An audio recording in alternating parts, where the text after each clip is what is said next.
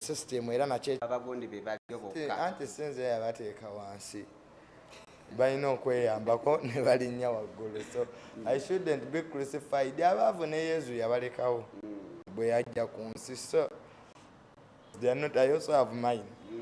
So nange waliwo wembeera mutima gwe nenga nti kale lwakuba abo baana bagundi nange owa wansi buli omu alinako kubanga engalo zino tezenkana. So nange waliwo wenda nengane kale abo baana baba waggulu fe ate abali wansi tugenda kukola tutya. So ate walunaga kale nange so buli omu ali wansi okusinziira endaba ye n'entegeera ye. Owulira otya when people try to look at you but nga bateeka y'omuzeeyi in the picture nga onogamba mbunono Bobi Wine naye nga Mick Wine bamutwalira amabega Bobi Wine lwakuba kati nagamba lwakuba mwana Tamale Mirundi senior kati nono naye amwepaatiikako era singa oyo si yali taata we teyandibadde bwati. Nabo bagende bagamba abaabwe babeepaatiikeko. Nabo bagende bagamba abaabwe babatuuse gye baagala kuba nabo balina abaabwe. Simple. Ate oba wange kakati nabo bagamba abaabwe. Kitegeera. So kyendo kitono nnyo. Buli omu gamba wuwe. Bw'oba naawe onaasobola okwepaatiika kuwo n'akutuusa gy'olaga well and good. May I pray for you. Kakati nange mu ndaba yaabwe ey'ebintu bwe baba balaba mwepaatikako n'antuusa gye ndi. It's a good thing because I'm doing better. Ngenze nenkulaba ku live every Tuesday. So leero ngenze nenkulira ng'oyogera ku bintu bya mwami oba Pastor Bujingo ne mukyala wanti leero bamututte bamwanjule mu kitiibwa n'oyogera n'ogamba omusajja mumuleke afune mukazi we mu kitiibwa. When it comes to that analysis abantu abasinga abadde bakondeminga Musumba Bujingo naye gwe naawe obadde ne analysis eyiyo kati njagala tugiddemu nga tuli waneeno. Anti bakondeminga Bujingo kuva mu angoki lwaki bamukondeminga? Bamukondeminga because Bible ng'ate musajja Musumba egamba omusajja ajja kwagalanga omukyalo omu babeere bonna mu bubi mu bulungi mu ndwadde mu bwavu tewali kiri bali baawukanye okuggyako nga bwenzi naye ate bo tebaali na bwenzi. Omusumba omulamba preachinga Bible n'akera ku makya n'aleka mukyala waabo fwa.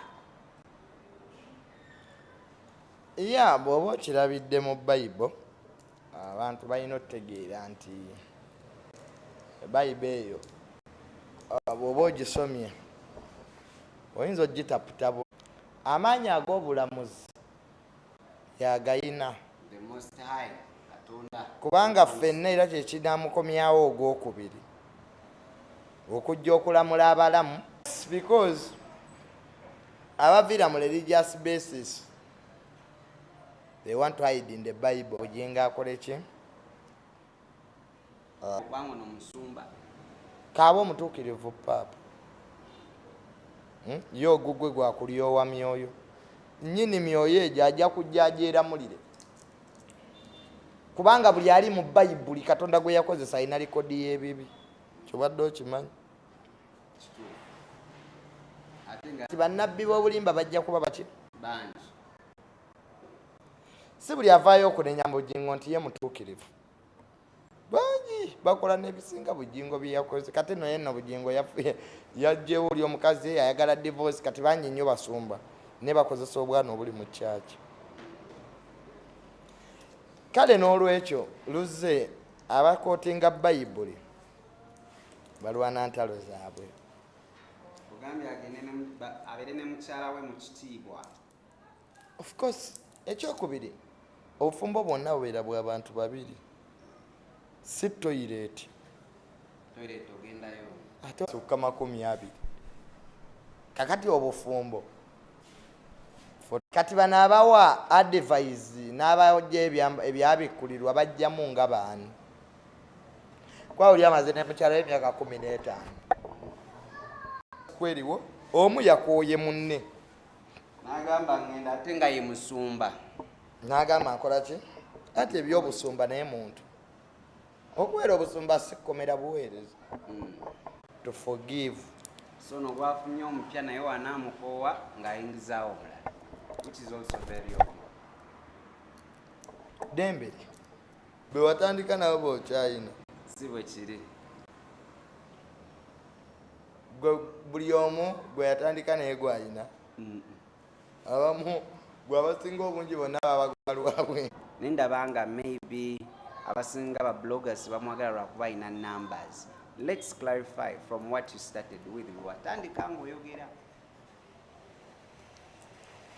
spokesman waabwe oli bakyaza bajja kubuli, but I'm one guy who doesn't care about numbers. Gwa sina kye nali nzifunyeemu. I don't sell ice cream. I don't have any business on social media. Kyobalanga luze mpuma abantu bange neyogerera byenjagala. Kati nze sooka onzigye mu bya numbers. Because 30K divided 006. So to you that is an impact. Luze wasoma okubala. Ne baga nti out of 100 wafunye 0.006. Oba oyise nenga mu Uganda yako ebi Nigeria oba soaps za bukedde manya abazira kati nze program za lumbi nzirabanga bi Nigeria masinga tubyenyumiza kusomera ng'oyinza okusanga essomero nali yakiwa firimu bajentirize baazanyanga bakyaki Norris amukubye ng'essomero lyonna bw'oba tewagiraba oyinza okugamba toli mu Uganda kakati n'olwekyo musanvu ono anyo Malende 30K nga 70% abalaba lumbu yebeebweru kwabe balina data aye tebalonda kuba nga Nigeria 70%. It is out of statistics. Abantu abasingola ebintu ku social media beebweru kwabe balina free wifi. Ona Uganda tatola gula data aliko 12%. Era bwana abamulabye nnyo mu Uganda ajala bakolumbu ye for 2 minutes. So kwanta yagala ba data. Facebook eriko VPN tokimanyi. Bajigala. Kakati lumbu yere gundi. Let us be realistic and we make a typical analysis. Abantu abanyumirwa ebyo ebi Nigeria beebweru. If ambulira parliament yatuula ati government ekolebwa amasiga asatu siwa nti okumanya Tamale wandigaye ti okumanya Tamale lumbu yagenda kuleeta change bwe yawezezza 30K ne parliament teyatudde ku luno era ministry zagaddewo doze ebyo Nigeria byammwe bye mulaba ekyo ng'abalaba anikaati kalakata waliwo kyotera okuyita Stockholm syndrome kitegeeza ki abantu naturally baagala abababonyabonya Abannayuganda balwala Stockholm syndrome bayise nnyo mu kubonaabona kati buli ajja bamulabanga owaabwe which is okay. So ebyalumbuye okufuna 30K siraba nnyo bikyusiza status quo eriwo kakati luze you are too demeaned kulowooza nti gwali mu Uganda Museveni omuntu ali emayiro 100 yajja omujjako Museveni abayamba buyambi internet agijjaako mu kalulu tuuka ekiseera agijjeko anti ekiseera abalaga democracy is not there. Wow, democracy is not there. Who are you to say that it's you who said that it's not there or now it is there? Because anti balabanga bajjeko internet akaluni kagenda nga keongeza bugendo kera. So for them democracy is internet. So you think before internet came people are not voting?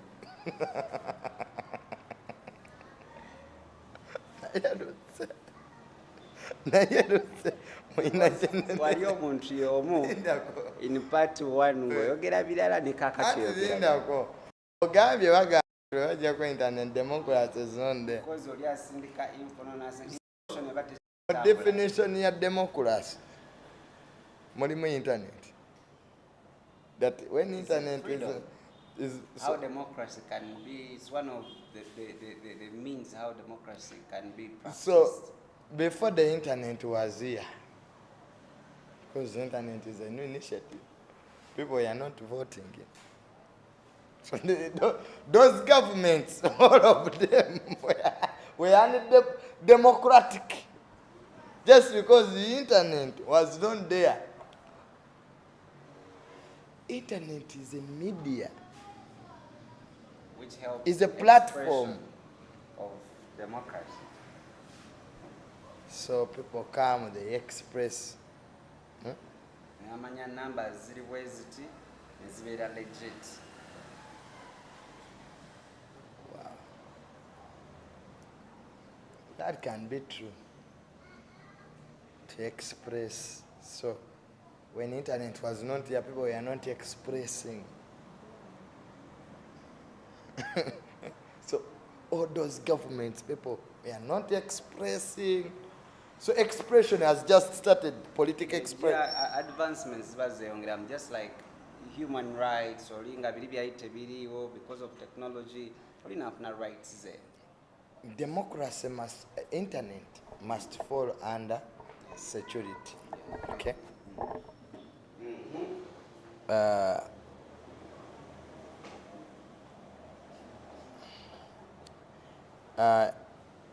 Internet must fall under security.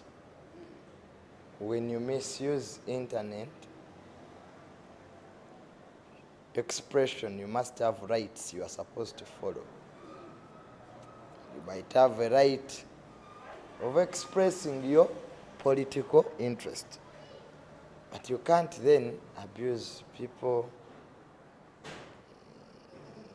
spread sectarianism, tribalism, just the way some videos Lumbuye was making, kill Banyarwandas, the Banyankoles are bad. That is idiocy. That's not expression. It's lack of information, lack of knowledge, and the responsibility of the outcomes of that.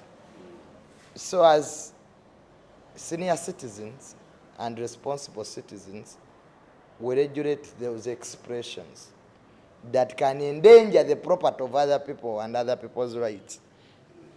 Yes, you have a right to expression, whatever political party you want, but it's not an absolute. If you check the Constitution, you have the rights, but they are not absolute. They are checked. I have the right to worship, but if I go near a hospital, I make up a church, you shout, patients are in hospitals, and for you say, I have a right. If you check the Constitution, I must worship. Freedoms. As long as you're infringing someone else's rights, yes, then you're checked. Exactly. So that's what is happening. That's why we switch it off. Because of people, wrong information that can endanger other people, that can endanger the rights of other people. So we regulate those expressions.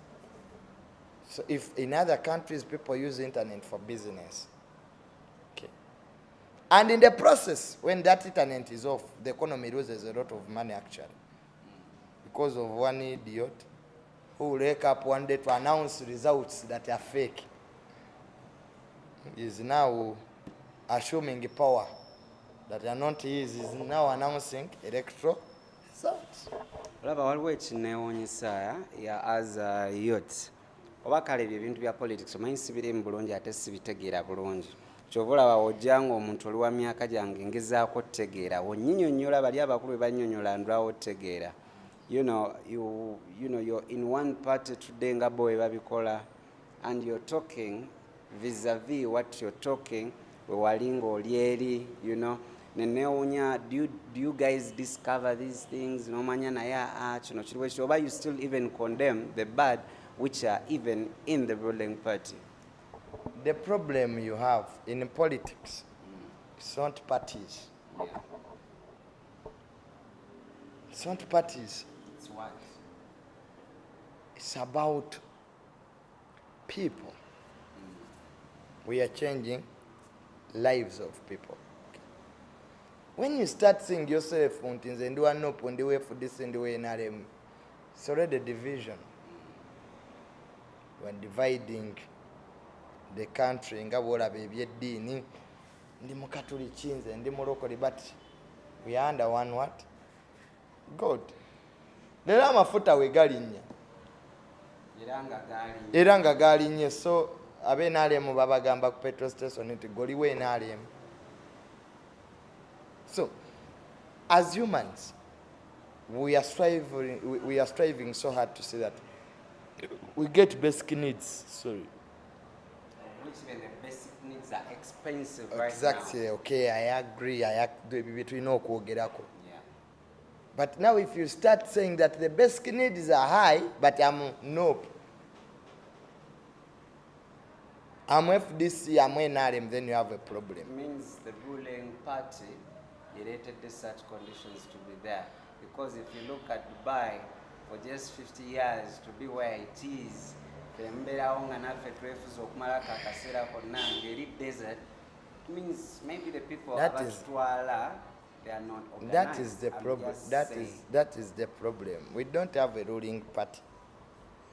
Most of the civil servants in the government, they don't support NRM actually. If you don't know now, let me give you statistics. Most of the want to work from government, they don't support NRM. They are there because they are qualified. Because public service has what? Qualification. Exactly. A non-technical know-how. If you have the qualifications to do the job and you are there, when your father is a minister in that ministry, katinga tato minister, ngoli mutabani we, ngo ina qualifications, you see nepotism. Teba technical know, you are there because you are qualified. Nepotism yekwata omuntu atasoma atayina biwandiko okumuteeka mu kifo. President wa America, George Bush Senior, yafuga America ne Junior n'afuga. America waliga ati munaye technical know bano ba Bush aveeko. You think mu government za America abana baba president bakola Trump yali afuga nga mukoddomi we advisor ku Middle East affairs. Because ayina qualifications.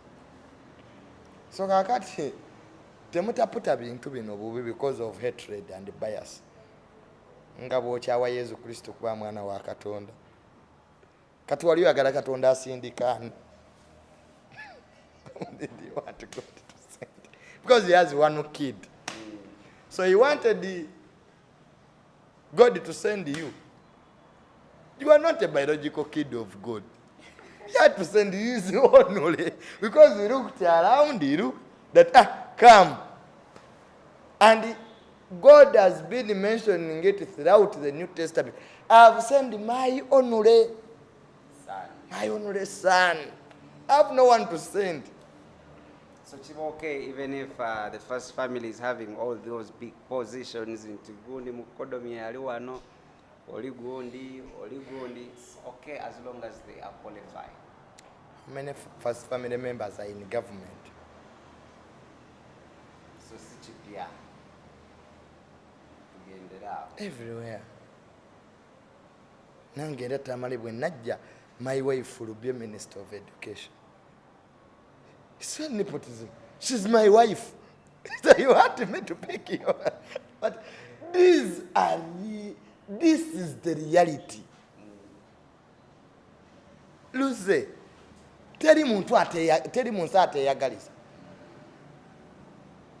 Bobi Wine, lwaki takwata beach ye n'agitunda sente n'aziwa abanaku? Why does he go there to do counting of books? Kwa business yekola. Tenga lwaki tatunde motoka yeyo anti abantu asinga mu Uganda baavu. N'agulira buli omu sukaali. so buli omu yeeyagaliza sinakyo so era luze bw'ofuuka pulezidenti nze tonneerabiranga era ojaga Tamale jangu tuula ki wano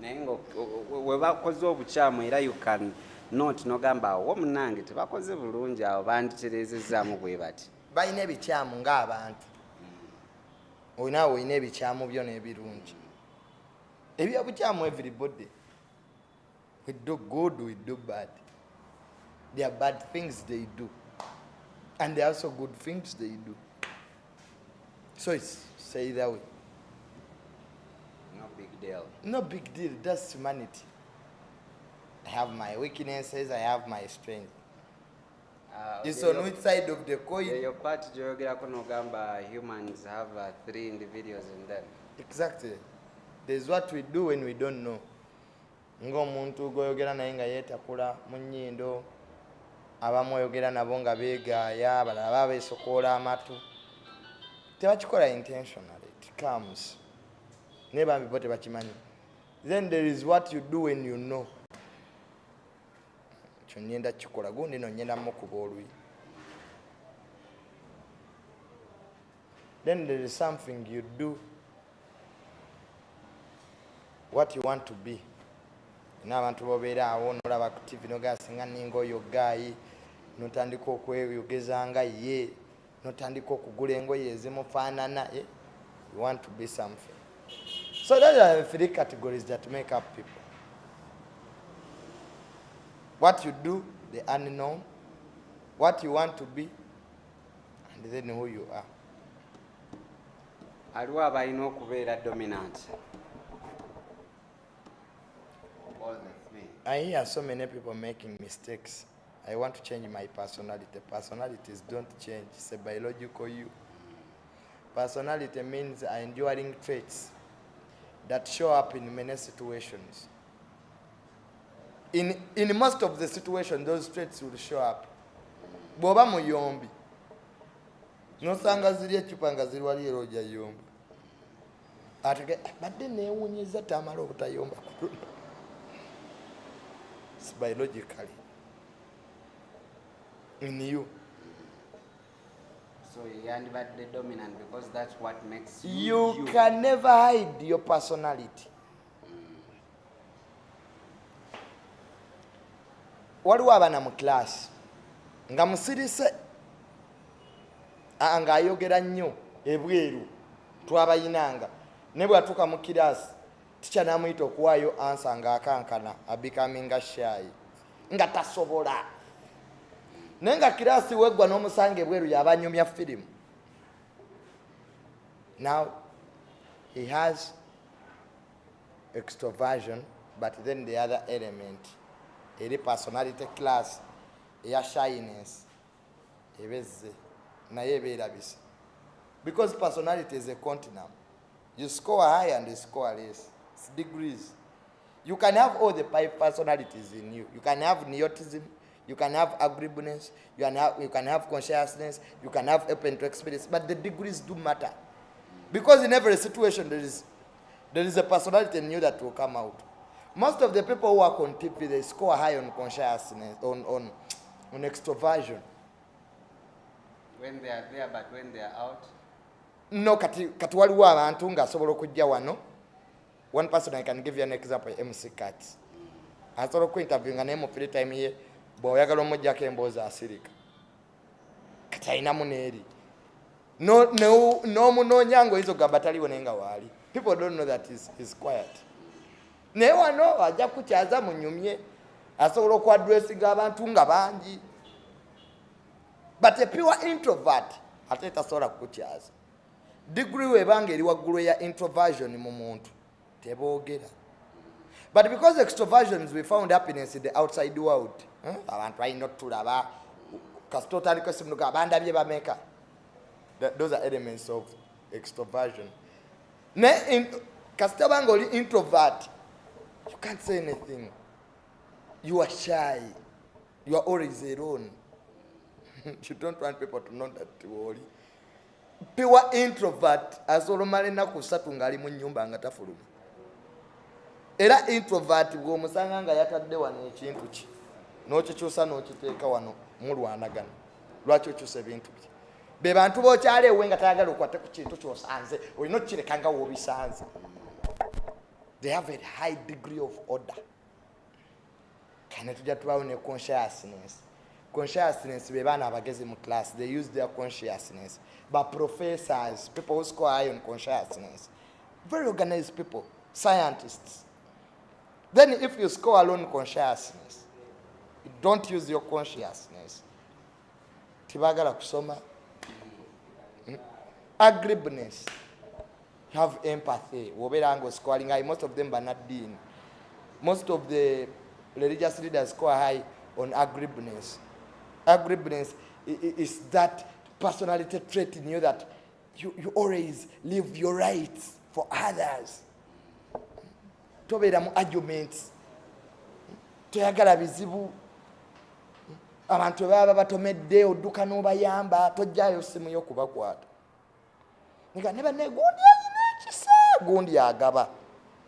Ne bw'omusanga nga alina nusu 10 nga lwasigazizaamu alukuwa.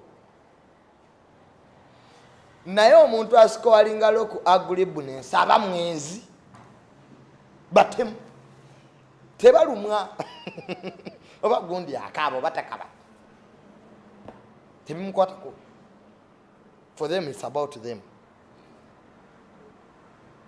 Tobalanga ku mirimu. Consciousness, agreeableness is one of the best personality traits a person can ever have. Why? Because you can go along with so many people. Because when you give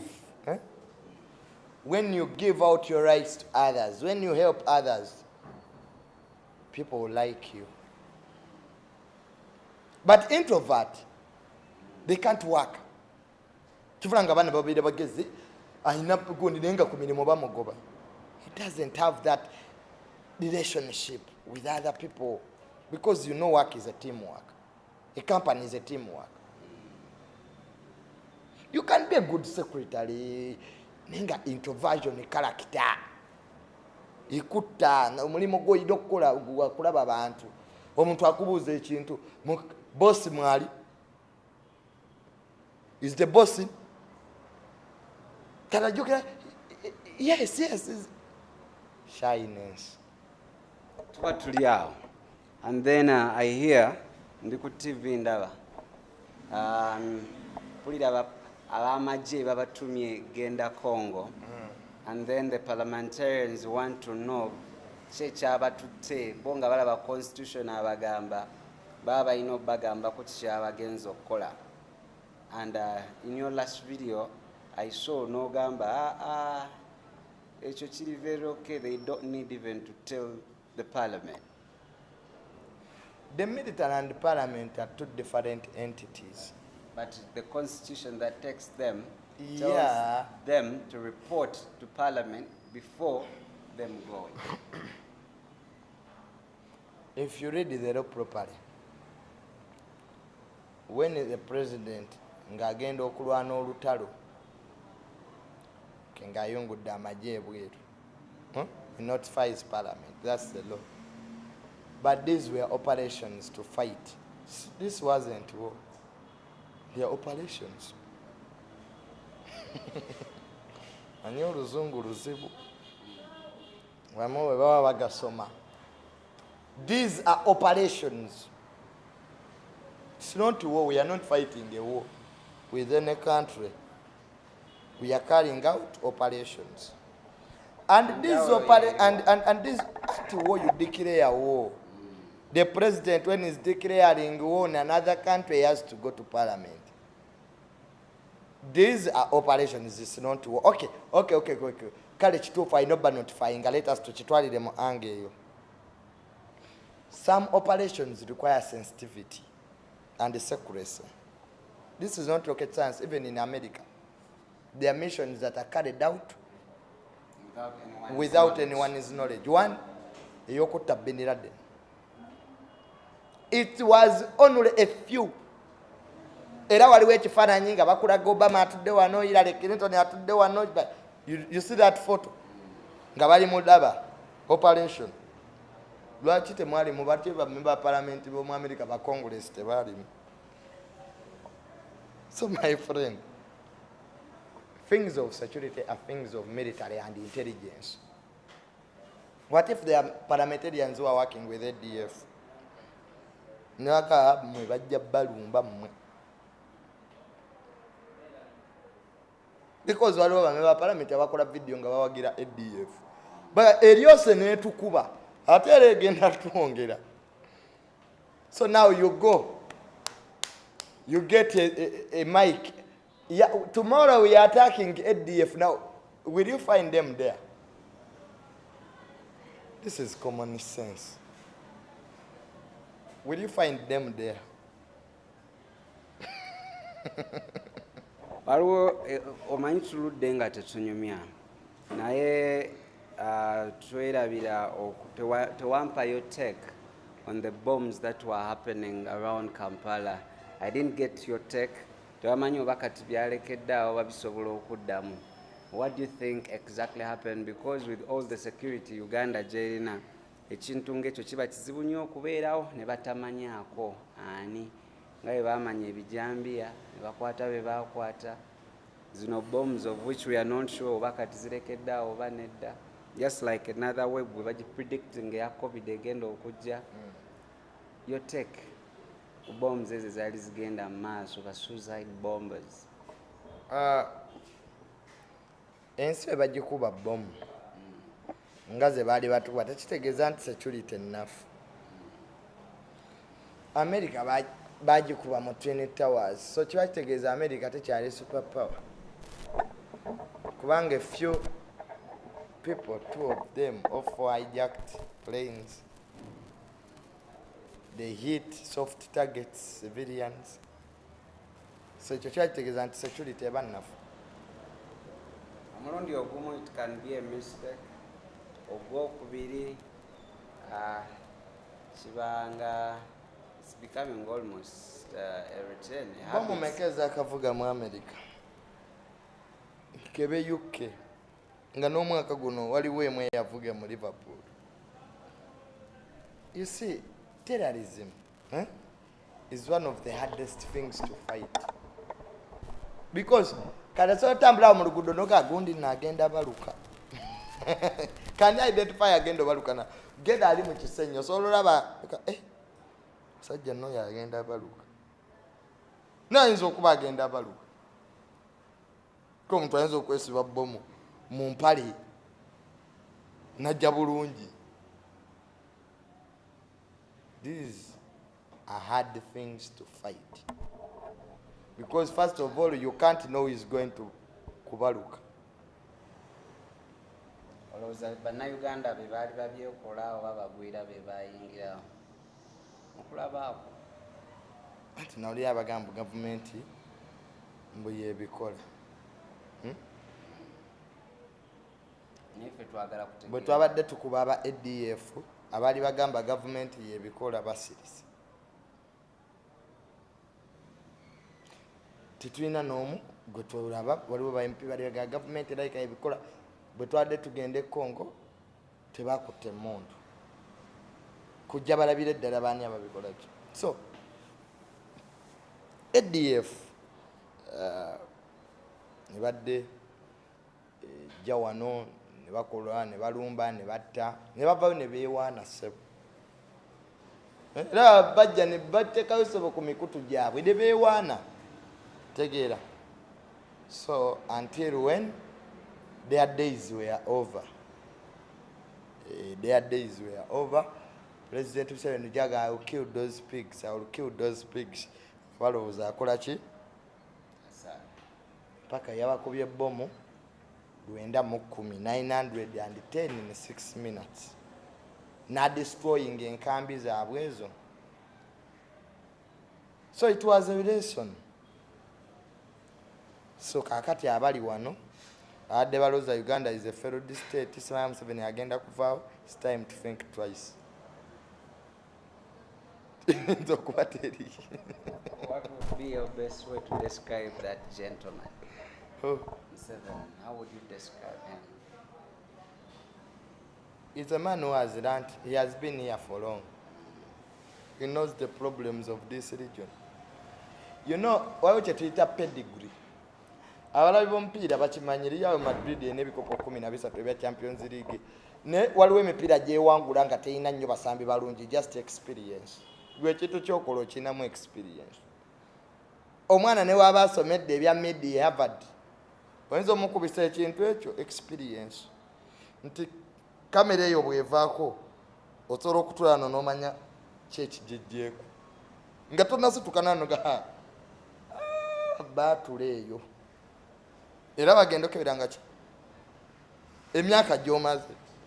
Kakadde President Museveni amanyi ebizibu byonna ebiri wano. Koni, Lakwena, EDF, because abavubuka bali mu Uganda we are 35 and 18. President agenda okukwata obuyinza abasinga kati abalina emyaka 32 bali balina egyo. President Wilson agenda okukwata obuyinza Babu Wine alina emyaka 3. Kati abakubisa experience. He knows when and how to do something. In life, you don't have to prove. The deadliest people in this world, the people who know when to act and how. Omukazi osobola omukiitingako ng'abeera waakulaba bwe weekukuta nga ye waali abalajja dda n'abeera nno naawe okumala omwezi mulamba naye nga wakumanyi kati muneyo omwezi gumala oyitawo nga yafunye gy'alaga nga mwami Tamale kameseji kano wabadde wakeerabidde mu mpale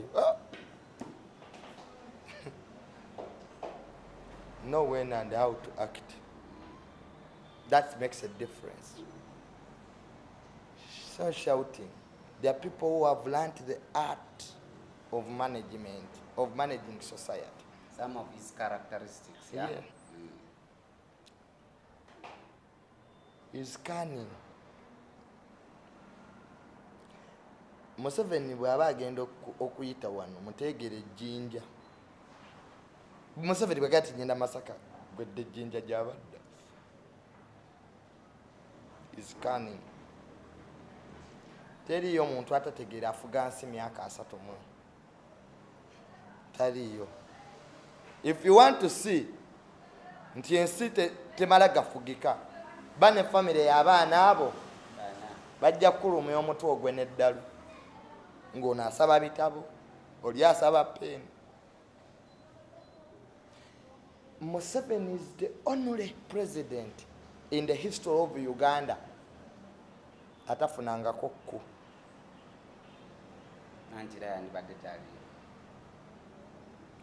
Waliwo gavumenti ze bavuunise ne ziremerako ssebo. Esooka ye yettake.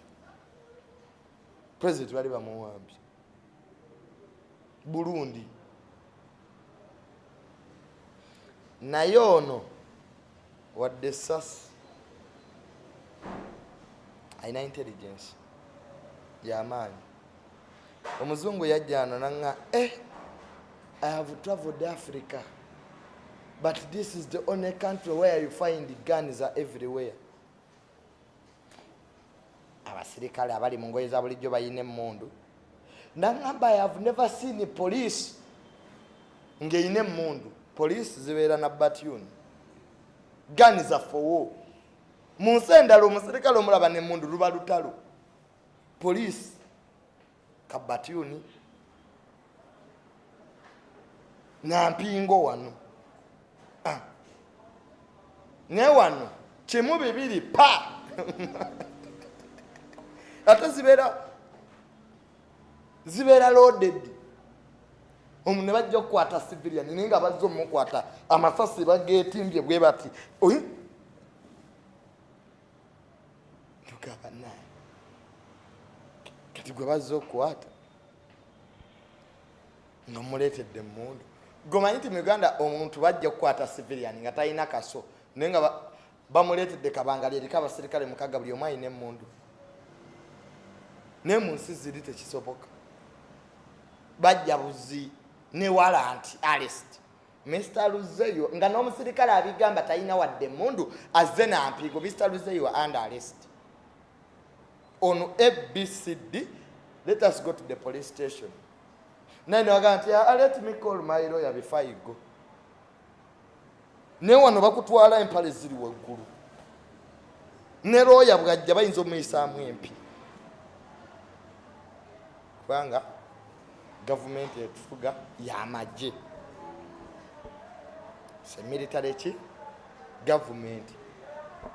Military government yeteekawo curfew. We have the longest curfew in Africa.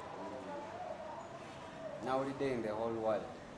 N'abaana bamaze ekiseera nga tebaddayo bonna. Uganda mu nsi yonna abaana be basinze obutasoma myaka tugenda mu 3. Eyali mu senior tukasiga agenda mu senior 3.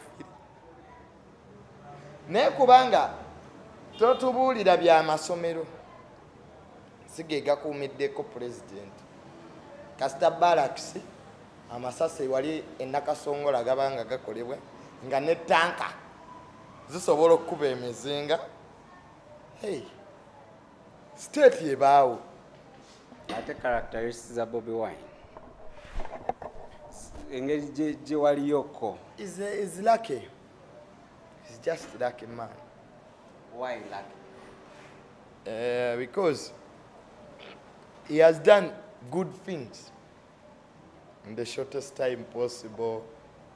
He has changed the politics. He has brought idiots and good people. He has taught youths that anything is possible. Abawadde essuubi abavubuka. I'm not part of those youth he taught. Because me, I don't need the compliments to know that I can do something.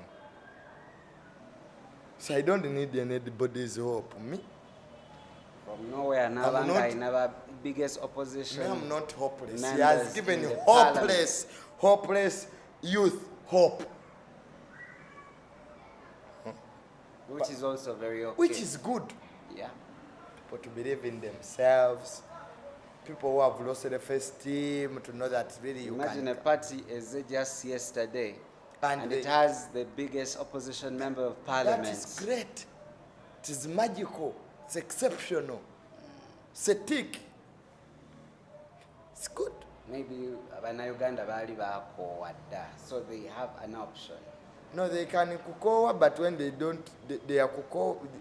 They can kukowa, but and they stay with their kukowa and they don't act. This time they were tired, and they voted. Even if a jerrycan had an umbrella, they would vote the jerrycan because they were what? Annoyed.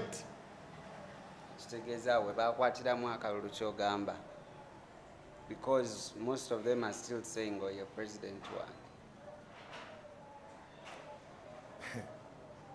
Ebyokusigala nga bagamba ye president waabwe ensaawe yavaawo. We have moved on. Mission 2021 eggwako nga 3 mu mwaka guno. So simanyi. Yali mission 2021 sikyo eggwako nga 3 mu lumu tusigazizza ennaku mmeka luzze. Less than 20 days, the mission to end. I don't know whether it will end when they have the place. You never know. But in politics, there are no miracles. So I don't know after 2021, mu December, bagenda kuba bayimba ki. Mission 2022. Those they used should go back and work and wait for 2026. That's what the Constitution says. All Ugandans will have the power to change presidents in an election. And the next election is when? 2026. Now you can stay singing, or you can move on and look for what to do as you wait. How are we predicting until another lockdown can come through because COVID? That is true. Now, if the lockdown comes, Uganda, are they willing to stay home? Who is not willing? When have they ever been willing? They are tired. Even the government knows Ugandans are tired of the what? The lockdown. But we have nothing to do because we have to protect people. Because in variants empya ezijja ate enzibu tetulina nnyo malwaliro, so tetwagala nnyo kulaba byeyitali ng'abantu omutwalo gumu balwanira ekitanda ekyo.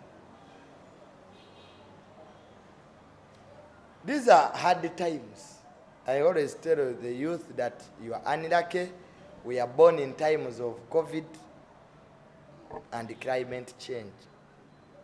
You are still talking about COVID and climate change yate mbi nnyo, because Africa egenda kutandika experiencing tsunamis, earthquakes eziri ku magnitude ya 9 over 7.0 is earthquake because of climate. Because Arctica yesinga okunyogoga, but polar bears are dying because of obunyogovu bugenze bugwayo. Mukwano gwange ali Bulaya nga nti naye winter nyingi, singa omusana gwaka ne mugamba Katonda singa aleeta omusana ne gwako mulundi gumu nga mbadde mu winter, ennyanja zifuladinga nezimira continents. If the sun comes back in winter, ice namerotinga omulundi gumu, the entire world floods because ice abafuusa amazzi. So Katonda ye mugezi, omusana gulina okujja mpola, ice nagenda nga amerotinga mpola, so that the balance of nature remains. Drought, olabye ensenene zazze mu November, enkuba eri mutonnya mu December. By this time ensenene zabeeranga buli wamu nga tuzigoba n'amayumba gafu, but lwaki zijja ntono? Because of climate change. Tezibuuka mu musana. Nawulidde mbu Masaka zavuddeyo, bintu bya politics kati zigenda mbalala be bazeeyagaliza. Ate zijja buukira watali. Oziyita nzige. Zirimu olugavumenti Segirinya Mbu ensenene abe Masaka. Ensenene zaayagalanga nnyo Masaka by the way naye. Kati ziri mbalala, bintu biri mu gavumenti. Mulimu abanene mu gavumenti n'abanene nabo baba balala. Nga tumaliriza, bannayuganda kikyayagala obbagamba okujja ekikwatagana ku kubeera omuntu n'okubeeramu ak'obuntu n'okuba engeri gye bayinza okuba nga, you know, they move on with their lives as humans.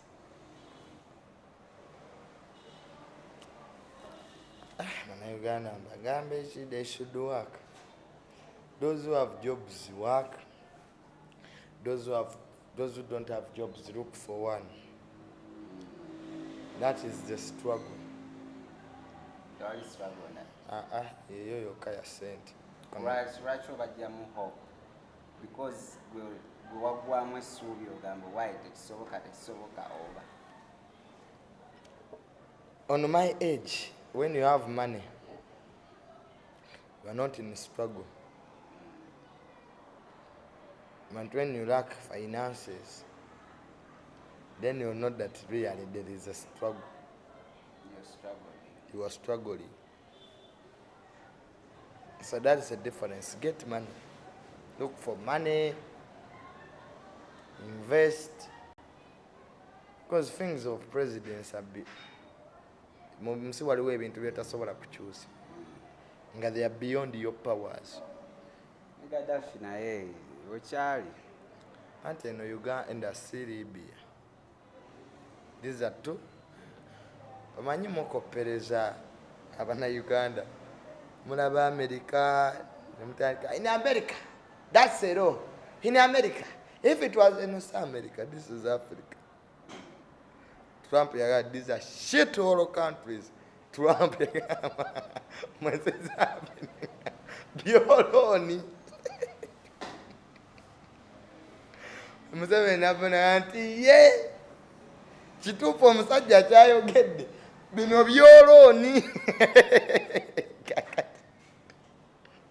omuzungu ng'ali kuwama ku ssali obwa pulezidenti nga Trump okufuna nti tuli shit hole. Tweyambe nga ffe kazambi ono yenna tumufunamu ekyamakulu nga ffe. Kaga amazima ono yenna kazambi byebigambo bya Donald Trump yagala bino kazambi. bakyali baffe byetunyumiza bibadde nga byaba philosophers but nsuubira ofunyeemu kyofunyeemu here and there. Of course it is short viral media, tukola live streamings.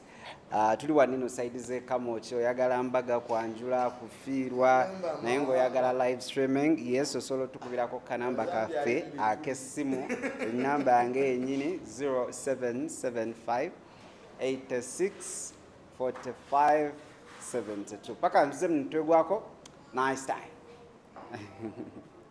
Sebo tuli muche Trump yagamba kazambi ali